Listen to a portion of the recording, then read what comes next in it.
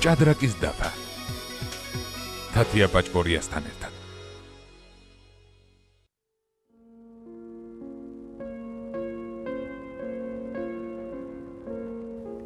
აუ კარგად რო იცოდე შენ ჭადრაკი რა ბედნიერებაა, მაგრამ ეს ყველაფერი ზუსტად არის. აქ არაფერი არ აკლია, არაფერი არ არის მომატებული. თლიანობაში სპექტაკლი დიდი და შექსპირია აქ. აქ ისეთი გზნობებია და ისეთი ჩუმად კიდგანან, მაგრამ ისეთ სულებს აკეთებენ, ზოგჯერ ისეც რომ უპავენ თელ დასს და ზოგჯერ პირიქით. ანტონ ჩეხოვი ამბობდა, რომ ალუბლის ბაღი ერთადერთი პიესაა, სადაც თუ სწორედ არ გაანაწილე როლები, შესაძლოა მთელი ქარგა დაირღვეს. ჭადრაკის დაფისაგან განსხვავებით, სადაც ყველა ფიგურას თავისი კუთვნილი ადგილი აქვს, დასში არც ისე ადვილია ყოველთვის მოძებნო ალუბლის ბაღის ყველა გმირი. თუმცა სხვა შემთხვევაში შესაძლოა ერთმა სწორედ შერჩეულმა როლმა სხვა დანარჩენიც გაიტანოს. ის ჭადრაკის დაფაზე ძლიერ ფიგურას წააგავს, თუმცა მთავარ პარტიას ყოველთვის სხვისი უხილავი ხელით თამაშობდა. საერთოდ ცხოვრებას შეადარებდა კაცი და დასს შეადარებდი, რა თქმა უნდა. ოღონდ აი თვითონ მიხალვანში აქ არ არის. ის ალბათ თვითონ თამაშობს. ჩვენ ვართ. ეხლა ზოგჯერ ვართ დედოფლები, ზოგჯერ ვართ გააჩნია რა როლს გვაძლევენ ამა თუ იმ სპექტაკლში, მაგრამ მე მაინც აი გაიგივება, ხო თითქოს რაღაც ინტუიციით მე რატომღაც ოფიცრად წარმოვიდგენია შენ. რატო არ არის? რატო არ არის ცით აქ მიხალვანში? როლის კეთების დროს გგონია რომ შენ აკეთებ ამას. ის უხილავი ძალით და ქცევით ჩუმად გვერდიდან თუ უკნიდან მიყავხარ. ისე რომ შენ გონია რომ შენ ახარ.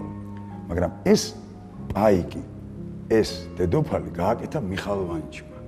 და შენ გგონია რომ შენ გამოძერწეს. იმიტომ რომ ეხლა ამ გადასახედიდან რომ გადავხედე ვა როგორ გავაკეთე ტარელკინი, როგორ გავაკეთე ჩემში არ იყო ეს დაუშვათ და იმან დაინახა. იმან ისე გამაკეთებინა რომ მე მეგონა რომ მარტო მე ვიყავი. მსახიობობა ყოველგვარი ზედმეტი ფიქრისა და განსჯის გარეშე გადაწყვიტა. ოჯახში ეს თემა თავიდანვე აქტუალური გახლდათ. მშობლები მარჯანიშვილის თეატრის მსახიობები იყვნენ. თუმცა საკუთარი არჩევანი და ზოგადად მსახიობის როგორც პროფესიის მნიშვნელობა კარგახანს ვერ გააცნობიერა. პირველად, როდესაც მე ჩავაბარე, ეს იყო 70 წელი. მოვხვდი დოდო ალექსიძესთან. ის იყო ახალი გადმოსული კიევიდან და დიდი აჟიოტაჟი გამოიწვია ამ ამბავმა, რომ დოდო ალექსიძე ჩამოვიდა, დაბრუნდა საქართველოში და ასე შემდეგ. მაგრამ მე მაინც ვერ გავიცნობიერე საქმისადმი, ნუ ეს რაღაცა ესეთი აბსტრაქტული წარმოდგენა იყო, ნუ მსახიობი რა, ნუ ხედავდი რომ თამაშობდი. თუ ეს იყო ამხელა მეცნიერებაც კი ეს არ ვიცოდი. გარდა ამისა, ზურაყიფშიძეს არც ქცევა უარგოდა და არც სწავლა-განათლების დონე, რისთვისაც ორჯერ გარიცხეს კიდეც ინსტიტუტიდან. მაშინ პირველ კურსელებს ლექციების გაცდენას არავინ პატიობდა, მაგრამ რადგანაც მიზეზი კინოგადაღებებიც აღმოჩნდა, დაინდეს და კიდევ ერთი შანსი მისცეს. თუმცა ეს ზურაყიფშიძისათვის მწარე გაკვეთილი სულაც არ ყოფილა. სინანული მოგვიანებით იგრძნო, როდესაც მის ცხოვრებაში მიხეილ თუმანიშვილი გაჩნდა. მეორედ რო გამორიცხეს, ის უკვე დამენანა, ასე ვთქვათ.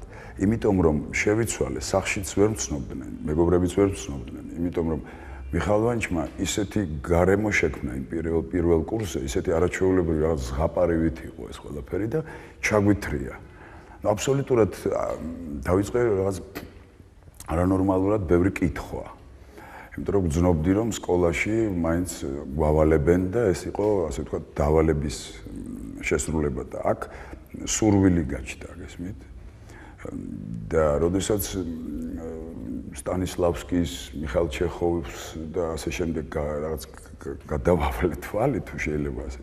მივხვდი რომ ეს არ არის უბრალო საქმე და ეს ითამაში არ არის, გესმით, რომ მსახიობი გამოვიდა რაღაც როლი განასახიერა, არა.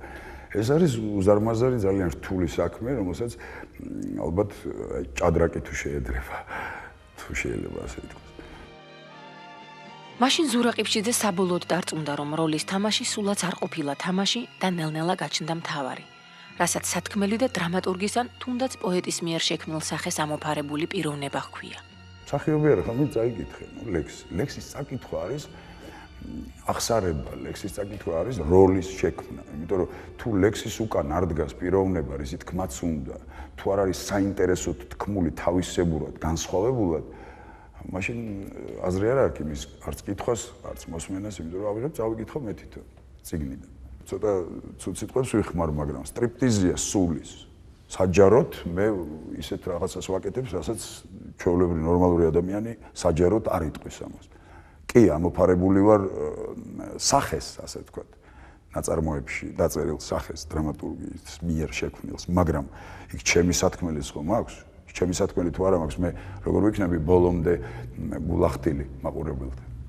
თუ მე არ ვიზიარებ ამა თუ იმ თუნდაც კითხვის ნიშნის ქვეშ არ ვიზიარებ იმას, რასაც მე ვთამაშობ.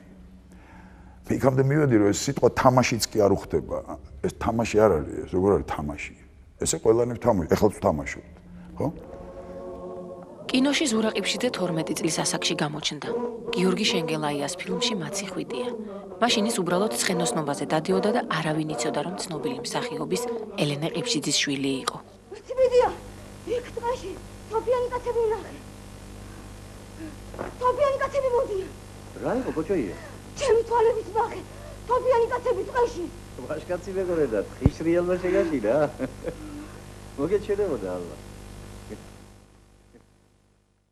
ნებისმიერი წარმატებული მსახიობისათვის რაც არ უნდა ბევრი ითამაშოს სცენაზე თუ ეკრანზე, არსებობს ერთი რომელიმე გარდამტეხი როლი.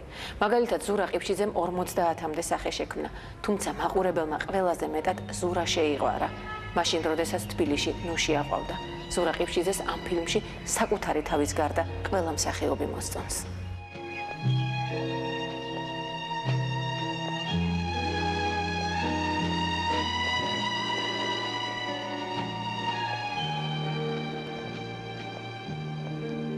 გულწრფელად ვამბობ,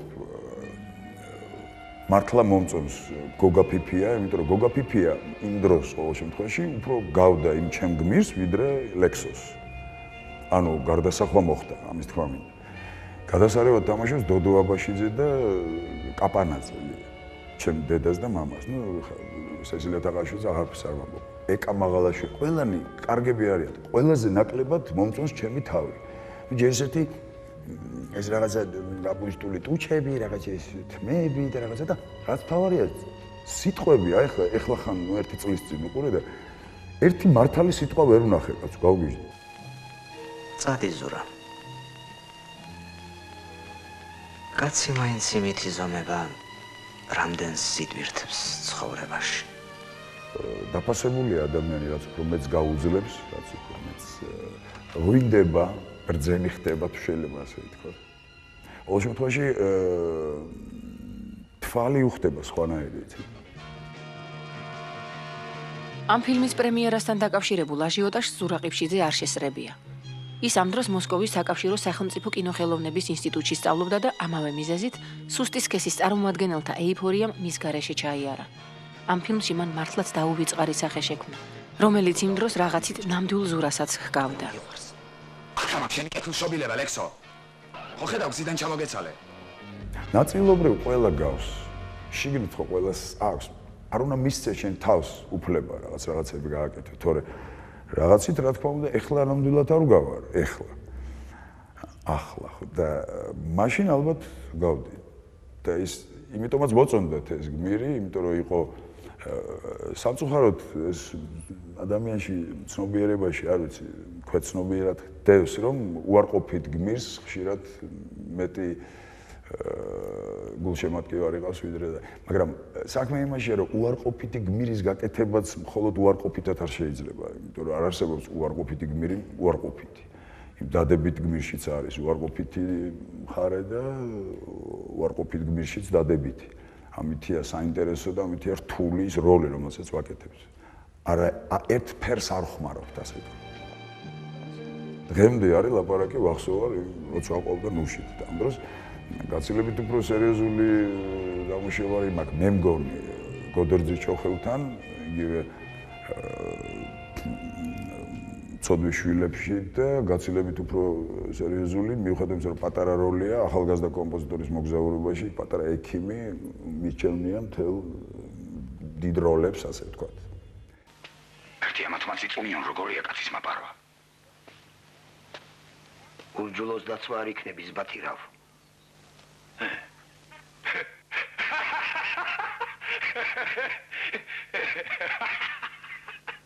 რა შურბი მას კაცად არ მფული არა.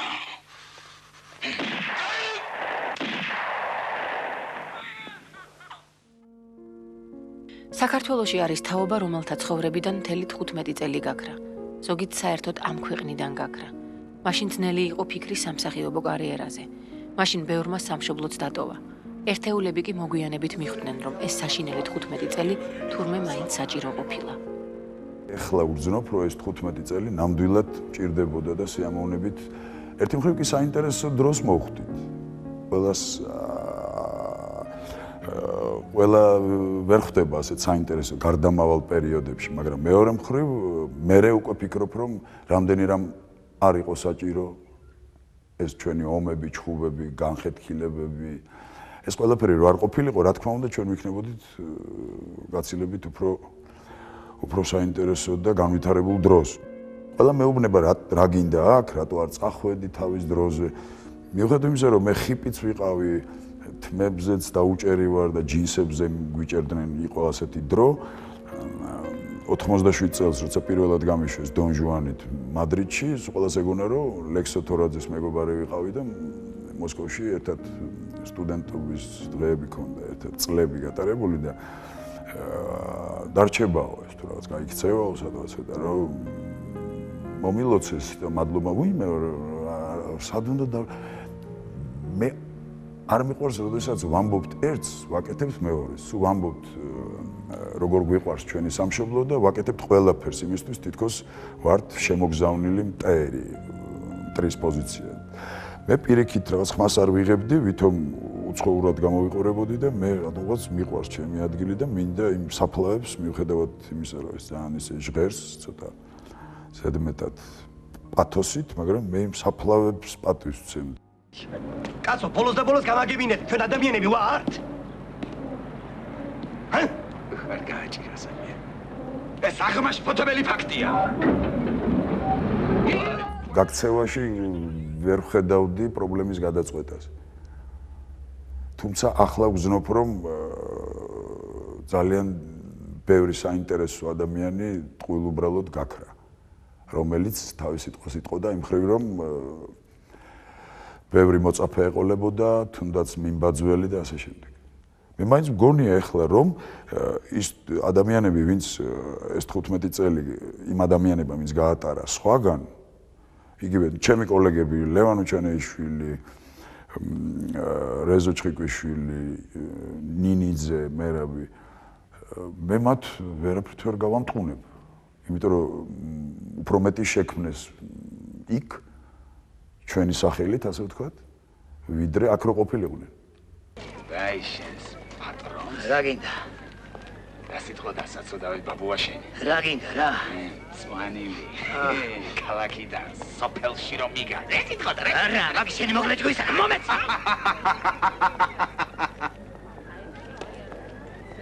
შენი ნერვები საშლა მინდა ხლა მე. რა ვიცი, მე რაღაც შემთხვევით გადავრჩი, თუ ამას გადარჩენა ქვია კი. მსახიობობა დამოკიდებული პროფესიაა, დამოკიდებული რეჟისორებზე, რომლებიც ნელ-ნელად ზერწავენ მათ. ძნელი სათქმელია, ვინ უფრო მნიშვნელოვანია ამ პროცესში. ჩვენ ხშირად რეჟისორების არჩევანის შედეგს ვხედავთ. ისინი ერთეულები არიან, მსახიობები ბევრნი. მათი თვალთახედვის არეში მოხვედრა ხშირად ბედია. მიხალანში თვლიდა, რომ მე მინდა შევქმნა ანსამბლი. ეხლა ძალიან ხშირად ხმარობენ ამ სიტყვას, მაშინ უჩვეულ ვარსკვლავების ანსამბლი. უნდა ანსამბლი. რომ მაღალი დონის რანგის მსახიობები ერთად მუშაობდნენ დაუშვათ ამა თუ იმ პიესაზე და ამის ყურება, მოსმენა იყო საინტერესო. ირკვევა, რომ ვიღაც უფრო შეიძლება წინ წავიდეს. აი რატო იყო სტუდიური თეატრი, რატო უყვარდა და რატო მოწონდა? იმიტომ რომ მაშინ არავითარი ამბიცია არ არსებობდა. იყო შეყვარებული ფანატიზმამდე საქმეში ხალხი, რომლებიც უკან მოუხედავად, წინ დაუხედავად ქმნიდნენ სახეებს. და მათ უკან არ იყო არც ჯილდოები, არც გამარჯვებები, არც აღიარება, ამაზე არ ვფიქრობ, ნელ-ნელა მერე ჩამოყალიბდა. ნუ ხა ბედიც არის, ვიღაცა გაასწრებს ყველას. რა თქმა უნდა, რეჟისორი შეიძლება თავიდანვე უყვარდეს ვიღას და შეიძლება გზადაგზა შეუყვარდეს და აღმოაჩინოს. აი რეჟისორობა იმიტომ არის ძნელი, რომ და იმიტომ უნდა იყოს თითზე ჩამოსათვლელი, რომ როგორც ორკესტრია, დირიჟორი ერთია, მუსიკოსები ბევრია, ასევეა ჩვენ საქმეში. შეიძლება ფეხბურთს შევადაროთ, თუ პასი არ მიეცი დროზე, მაგრამ თავდამსხმელიც არსებობს თეატრში და დამცველიც და მეკარეც. მაგრამ ყველა თუ არის მაღალ დონეზე, მე გულისხმობ პატარა და დიდ როლს, რატო არ არსებობს პატარა და დიდი როლი? ამას გულისხმობენ და არა დაუშვათ როგორ არ არსებობს დიდი როლი დიდია, პატარა, მაგრამ ხარისხზე ალბათ ლაპარაკი, ხო? იმის შესრულების ხარისხზე. და რეჟისორობა გონიათ კამანდრობა, ასე ვთქვათ. მაშინ ერთი პერიოდი ძველმა ბიჭებმა ჩააბარეს თეატრალისტებში, საქმე არ ქონდათ და ძამო სარეჟისოროზე ჩავაბაროთ და რა არისო და ნუ ყოველ შემთხვევაში რასაც ვიტყვით, ყველა იმას გააკეთებსო რა. კამანდრობა, დირექტორობა ეგონათ. არ შეიძლება რეპეტიციაზე მოსული რეჟისორი უფრო მეტად არ ყვეოდეს საქმეში, ვიდრე მსახიობი. არ შეიძლება რომ რეჟისორს არ ქონდეს ყველა პასუხი ნებისმიერ კითხვაზე. უფრო განათლებული, უფრო მაგარი უნდა იყოს რეჟისორი აუცილებლად. ამიტომ უნდა დრო და არ შეიძლება ლაწირაკი იყოს ის რეჟისორი, რომელზეც ჩვენ ვოცნებებთ, ვისთანაც გვინდა მუშაობა. შეიძლება ამიტომ ვერ ვენდობით ახალგაზრდებს. ის ბუნებით მშვიდობის მოყარეა. ერიდება აყალმაყალს და უხერხულ სიტუაციებს. თუმცა ზოგჯერ თავის შეგავება უჭირს. მისთვის არ არის სულ ერთი რას ფიქრობენ სხვები. მას უბრალოდ არ უნდა აწყენინო. ბავშვობაში გადამხდარმა ერთმა ისტორიამ ზურაყიფშიძე აიძულა ეფიქრა, რომ მსახიობი არ უნდა ჩანდეს. ან თუ გამოჩნდება, მას ისაგან არ უნდა გამოირჩეოდეს. მაცეხვიტიაში რომ იღებდნენ, მე დამჭირდა ცნობა სკოლაში მისატანად, რომ არ უნდა გავიკრიჭო თმა. და ეს, ნუ ბუნებრივია, იწევდა გაღიზიანებას, ხო? შენთვის შეიძლება, ჩემთვის არ შეიძლება და ასე. და მოხდა ასეთი რამ. კურიოზად შეიძლება ჩავთვალოთ. საზოგადო ტრანსპორტში არ მახსოვს ზუსტად, ნუ ავტობუსში თუ ტროლეიბუსში მივიქცია ყურადღება ამ თმით. და ერთი ძალიან აქტიური ქალბატონი, ვის გვერდზეც იჯდა პატარა გოგონა, ესეთი წაკრული რო აქვს, ხო იცი, დაჭიმული სახე კიკინებით, ხუთოსანი გოგონები ვარ. ზის ისეთი და ამ ქალბატონმა უცებ იკადრა ასეთი რამ, მთელ ავტობუსის გასაგონად. შენ ბიჭი ხარ თუ გოგო? მე მეუბნება და გამოიწვია ძალიან დიდი სიცილი. რა ცინებდათ არ ვიცი, მაგრამ მე მახსოვს რომ მოვხდი ეპიცენტრში ყურადღების და ძალიან უხერხულად ვიგზენი თავი და შიგნიდან ძალიან აღევლებულმა დავიწყე რაღაცის ფიქრი, რა წამებში ხდება ყველაფერი. პირველ სკოლას უახლოვდებოდა ტროლეიბუსი და მე გასასვლელთან ახლოს მივედი და უცბად თავისით მოხდა ეს. მოვტრიალდი და ქალბატონო, ეს გოგონა თქვენი შვილია მეთქი და დიახ, მითხრა. ხო და გამატანეთ მეთქი ეგ გოგონა და 9 საათში მოვა და მოგიყვებათ, ბიჭი ვარ თუ გოგო. ნუ რა მოხდებოდა ახლა იქ წარმოიდგინე, როგორ მომივიდა ეს, არა ვარ მე ესეთი, რომ საჯაროდ რაღაც ისეთი შევქმნა აყალმაყალი.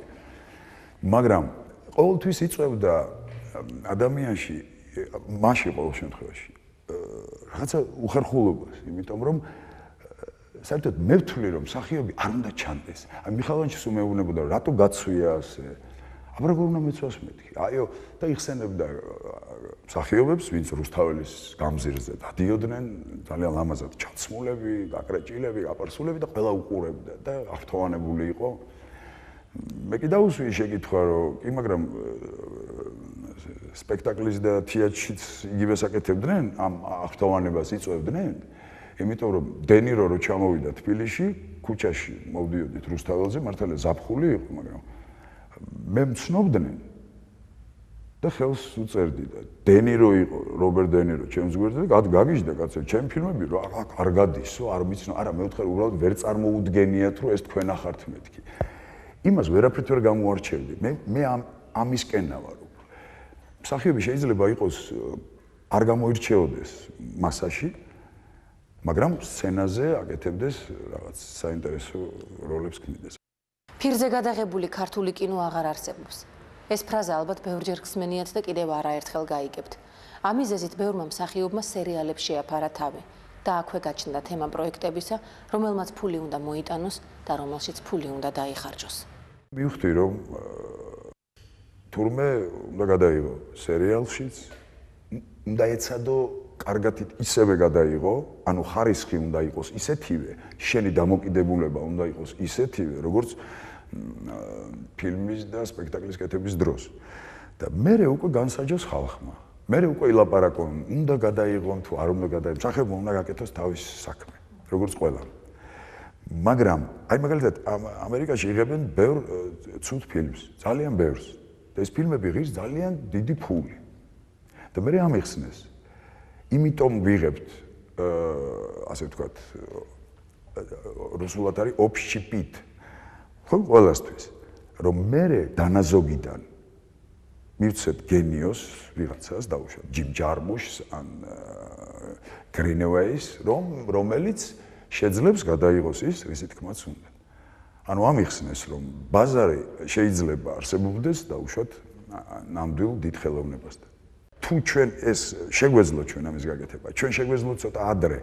მე არ დავასახელებ გვარებს, ვისი ბრალიც არის ეს, იმიტომ რომ საქართველოს როგორც ახლა ჩეხეთში იღებენ გოლივუდის მესვეურები, ასე ვთქვათ, ფილმებს, ასევე უნდათ ეკციათ საქართველოს აი პოლიგონად ფილმების. ჩვენ ვიქნებოდით ნორმალურად, მე გულისხმობ მატერიალურ ხარეს, შეგვეძლებოდა ჩვენი ოჯახების შენახვა და ფიქრი მხოლოდ ჩვენ საქმეზე. და იმ საერთოდ გრძელი თუ მოკლე ზედაპირული ფილმების გვერდზე შეიძლებოდა ემუშავა ოთარ იოსელიანს და არა საფრანგეთში, ალექსანდრე ხვიაშვილს, რეზო ესაძეს და ასე შემდეგ. კინოსაგან განსხვავებით ის ცდილობს თეატრში კომპრომისზე არ წავიდეს. არც საკუთარ თავთან, არც პარტნიორთან. და ამის გამო მას დაარქვეს რთული. რთული მიხალვანჩთან ძალიან კარგად უზნობდი თავს და მიხალვანჩის შემდეგ ბატონ თემურ ჩხეიძესთან მახსოვს გადასარევად ვიმუშავეთ და ეს პროცესი იყო აბსოლუტურად უმტკივნეულო კი არა, სასიამოვნო და სირთულეს მე ვერავიტან იმას, როდესაც მსახიობი პარტნიორი, ასე ვთქვათ, სცენაზე იქცევა, ლაზღანდარობს, არ ემზადება, მე მგონი რომ დამოკიდებულება თავის საქმის მიმართ ზერელი. მე ასე ვთვლი. და საერთოდ მთლიანად თუ თვითონ არ არის წარმატებული ამ საქმეში, ამ საქმეს საერთოდ უყურებს ამ თვალით, გესმით? და ამ დროს ეს აი მე მესმის მაგალითად მურმანჯინორია, რომელიც წლების მანძილზე იყო ჩემი პირადად პარტნიორი, ერთიათში ვიყავით მიხალვანჩთან. მე მისგან მაგალითად ძალიან ბევრ რამეს ვსწავლობდი და ეხლა ვსწავლობ. და მე მივხვდი რატომ ამ ბოლო დროს ერთი მსახიობის თეატრში რატომ მუშაობს. იმიტომ რომ ძალიან ცოტა მსახიობები, რომლებიც ასე ექცევიან თავის პროფესიას. და როდესაც შენ გაქვს ურთიერთობა პარტნიორთან, ის თუ სხვანაირად ფიქრობს, არ გამოვა ეს პინგ-პონგს ეძახიან, დიალოგი იქნება ეს თუ საერთოდ არაფერი ამბის მოყოლა. ხო, ჩვენი საქმე არის ამბის მოყოლა. რა ამბის ეს სხვა არის, თავარია როგორ. აი ეს როგორ არ გამოვა თუ ადამიანი სხვა პლანეტაზეა და შენ სხვა. მე მგონი არის. სინჯი კინოხელოვნებაში ცალკე თემაა. ეს ტვირთი სამწუხაროდ ყველა მსახიობმა უნდა ზიდოს. ზურა ყიფშიძე ამბობს, რომ სინჯი უნდა გადაიტანო და პრემიერამდე არც კი დაიჯერა, რომ ფილმში მართლა მონაწილეობ. გიორგი შენგელაევ ერთი წელიწადი მამზადებდა ერთი წელი როლისთვის. მერე სინჯის გადავიღეთ, კბილიც დავკარგე, რაღაცები გავაკეთე, შეწირული, ზურაბ შეწირული რაღაც. და მერე მოვიდა და მითხრა, წადიო და ნახე სინჯებიო მარტომო. და მივედი და ვნახე. და მეორე ჩემი ასე ვთქვათ კონკურენტი აშკარად უკეთესი იყო და მოვედი და მეთქი ჩემი აზრით მართალი ხართ, მეთქი რომ იმას იღებთ. ახალგაზრდა კომპოზიტორის მოგზაურობა გია ფერაძე და მე ვიყავით ერთ როლზე.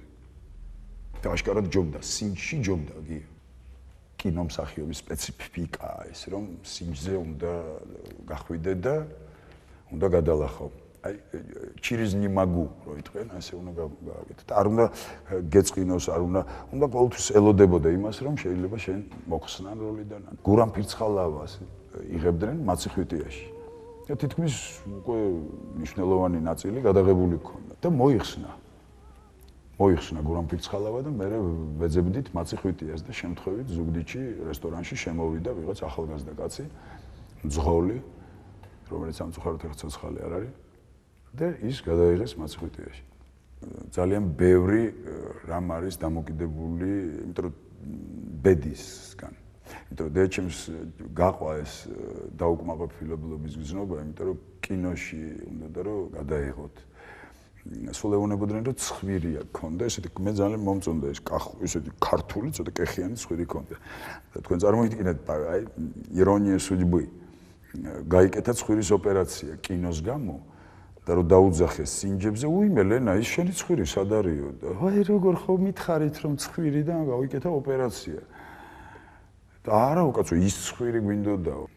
მე მაგალითად რო ყოფილიყავი რეჟისორი, გავსინჯავდი, მაგრამ ისე არა როგორც სინჯავენ. ამ ხრივ ყველაზე მწარე ხვედრი როცა აყვავდა ნუშსერგო. მაყურებელმა შესაძლოა არც კი იცის, რომ ეს ფილმი ერთხელ უკვე გადაღებული ყოფილა და ერთ-ერთ მთავარ როლს მსახიობი მარინა ჯანაში ასრულებდა. ერთხელ უკვე გადავიღეთ, თითქმის ბოლომდე მე ვიყავი მოთხილამურე, ეს ყველაფერი ხდებოდა ბაკურიანში. და მე რაღაც უცნაური რამ მოხდა. ერთმა ცნობილმა პიროვნებამ მიაკითხა, არ ვიცი, ცეკას თუ რაღაცას და მოკლედ ერთი ამბავი ატყდა, რომ ესო ნამდვილი ამბავიაო, უფლება არ აქვს ადამიანის პირად ნამდვილი ისტორია გამოიტანოთ საჯაროდ და ასე შემდეგ. და მე შეიცვალა, გავხდი ველომრბოლელი და ასე ვთქვათ აფხაზეთში გადავიდა მოქმედება. მაგალითად ნუში უნდა ყოფილიყო მარინა ჯანაში. ძალიან კარგი სინჯებიც ჰქონდა და საერთოდ მე როგორც ვიცი სადღაც ზემოთ თუ სამხატვრო საბჭომ თუ ვიღაცამ არ ვიცი თქვა რომ მოკლედ სხვანაირი გმირი გვჭირდება ჩვენ და ასეთი და ისეთი, მაგრამ ძალიან კარგი იპოვეს მერეც არ ეძებდნენ ისეთ ტანწერწეტა გოგონას და მე მგონი მანაც გადასარევად გაართვა თავი, მაგ სხვა ისტორიაა, მაგრამ ასეთ უთქმელ რამეს გეუბნებით ახლა რომ იყო მარინა ჯანაშია თავიდან. მე ვიცი რომ დღემდე განიცდის ამას. ადგილს, სადაც ძალიან ცოტა ფული და ძალიან ბევრი ინტრიგებია, თეატრალური კულისები ჰქვია. მან ალბათ დედის გამოცდილებიდანაც ბევრი გაკვეთილი მიიღო და ბედმაც გაუღიმა, რომ 25 წელი იმუშავა თეატრში და ვერც ერთმა ინტრიგოსანმა მახეში ვერ გააბა. მიხალ ვანჩის თეატრში ინსტიტუტის დამთავრების შემდეგ ფაქტობრივად ერთად შევქმნით თეატრი, ხო, კინომსახიობთა თეატრი. იქ იყო ინტრიგები. მე ან ვერ გამაბეს ამ ინტრიგებში, ასე გიპასუხებდით, ან მე თვითონ არ გავები, ან და გავები და მე თვითონ ვერ ვიგძენი ის. ვიღაცისთვის შეიძლება გამულიც ვიყავი, მაგრამ მე ვერ გამაბეს. მიუხედავად იმისა, რომ მე ასე ვთქვათ, აქტიური ვიყავი, ისე თქვა მინდა, რომ იმ როდესაც მე მითხრეს, რომ ბირთვის შეკრებაო, მე გამიკვირდა კი, მაგრამ სულ 15 კაცი ვარ და რა ამ 15 კაცს კიდე რაღაც ბირთვია აქვს. ეს არის გარკვეულწილად ავადმყოფობა, რითაც ავადდება ადამიანი და მე ხელის შეწყობა ჭირდება ამას. ამას ჭირდება ფსიქოლოგიური და ფილოსოფიურიც კი მომზადება, რომ აი იმ გზნობებზე, რომელებს ჩვენ ვილაპარაკეთ, ის ნერვიული სისტემა, რომელიც არის აბსოლუტურად გაშიშვლებული, ამას უნდა რეგულირება და თუ ვერ რეგულირებ, შეიძლება გაება იმ ინტრიგაში, გადაყვე ინტრიგას და მე შენ საქმიანობაზე ნაკლებად იფიქრო და იფიქრო თეატრში იყო, მაგრამ იფიქრო ინტრიგებზე. რეჟისორები არიან როგორც განსაკუთრებული პროფესიის მქონე ხალხი, ასევე ინტრიგების მამამთავრები. არ ვიცი, შეიძლება რეჟისორი იმდენად რეჟისორია, რომ აღარ აკმაყოფილებს სცენაზე დადგმული ინტრიგები და ცხოვრებაში დგავს. ამ პირიქით შეიძლება ცხოვრებაში ასე ვთქვათ ექსპერიმენტებს ატარებს და მე ამას იხმარს სცენაზე. ნებისმიერ სფეროში და განსაკუთრებით თეატრალურ ხელოვნებაში წარმატებისათვის ერთი რომელიმე კონკრეტული რეცეპტი არ არსებობს. აქ ხშირ შემთხვევაში დაუშვებელიც კი დასაშვებია. ამიტომ მომავალი და თუნდაც მოქმედი მსახიობებისთვის პირობითად რამდენიმე ჩასანიშნი აზრი გამოვარჩიეთ. ერთი ქართველი კოლორიტული მსახიობის პროფესიული გამოცდილებიდან, რომელსაც ვფიქრობ არანაირი ჟურნალისტური წიაღსვლები არ სჭირდება. სპეციალურად ბილეთს ვყიდულობდი მარჯვენა ან ჯდებოდი მარჯვენა მხარეს, სადაც სერგო ზაქარიაძე უხმოდ წითლდებოდა, შავდებოდა, ყვითლდებოდა უხერხულობისგან, რომ მან სიბერეში დააფებძიმა თავისი მეუღლე. უხერხულ მდგომარეობაში, რა დროს ჩემი ეგეთებია, თავისთვის აკეთებდა და ამ პროცესს მე თვალყურს ვადევნებდი. ერთი რამ არ მესმის, ლილი იოსელიანი ცოცხალი იყოს, ესეთი პედაგოგი. და ეზარებოდეთ თუ არ უნდოდეთ თუ თვლიდნენ რომ არ არის თქვათ საჭირო ყველაფრის ბოლომდე სწავლა და ამდენი ენერგიის დახარჯვა სწავლის დროს. მე არ მჯერა იმ სპექტაკლების, რომლებიც კეთდება ასე ხაჭაპურებივით ორ კვირაში. იმიტომ რომ სტანისლავსკის ტყუილად არ უწერია დრო, როცა მე собираю признаки образа. Потом идет инкубационный период. ეს ყველაფერი ტყუილად არ ხდება. თუ მე რაღაცას ჩავავლე როლის რაღაც აი მარცვალს რო იზახიან ის მარცვალი თუ იქვე მარცვალი გაჩვენე ის გახმება ის მარცვალი უნდა გადაიქცეს გაფუვდეს და უნდა ლამაზ ყვავილად თუ რაღაცად გადაიქცეს ხო მარცვალი მარცვალად რჩება მაგრამ მარცვლის მოძებნა ძნელია მაგრამ იმ მარცვალს მე ჭირდება განვითარებას ჭირდება დრო თუ მით უმეტეს ბევრს თამაშობ და თუ ეს გამოგდის უკვე ნაცნობი ხარ, გაშიფრული ხარ, ასე ვთქვათ, მეტნაკლებად. ასე რომ ცხოვრებაში გიხდება თავის შეკავება. რომ ან არ შეიცვალოს შენზე აზრი, ან პირიქით არ დაემატოს კიდევ უფრო მეტი, რაც არ გინდა რომ იცოდეს ყველა. საერთოდ მე მაინც მგონია ჯერ არ შეიძლებოდა არაფრის თქმა და გვინდოდა ყველაფრის თქმა და ეხლა იმდენად ყველაფერს ვამბობთ, რომ უკვე მაღიზიანებს ამდენი ყველაფრის თქმა. სისულელეების კეთებას არ უნდა გცვენოდეს. მსახიობს ცვენია რეპეტიციაზე სისულელეების კეთების არაფერი არ გამოვა. იქ არის, იქ იძერწება და იქ არის შავი სამზარეულო. ამიტომ ზოგჯერ არ უყვართ ქუჩიდან შემოსულები რო ესწრებიან რეპეტიციას. იმიტომ რომ იქ ის თუ ახლოა რეჟისორმა იცის მსახიობი ბოდიში და ყველა უხერხულ მდგომარეობაში. რაც შეიძლება წარმოვიდგინოთ ადამიანს. მაგრამ მსახიობს არ უნდა სწვენოდეს ამის კეთების რეჟისორთან. ეს რეჟისორი იქიდან აიღებს იმას, რაც საჭიროა და იმას გააკეთებინებს უჩვეულოდ გამოაჩენს და უშუალოდ მაყურებელს. ისე ჩვენ არ გვინდა ვგავდეთ წინა გაკეთებულ როლს. ამავე დროს ჩვენ უნდა ვიყოთ, იმიტომ რომ უნდა ვიყოთ ძალიან გულწრფელები, გულწრფელი ვერ იქნები თუ გარდაისახე ბოლომდე. ის კაცი გულწრფელი თუ არის, შენ ახარ ის. ესმით, აქ რაღაცა ძალიან რთული მომენტია.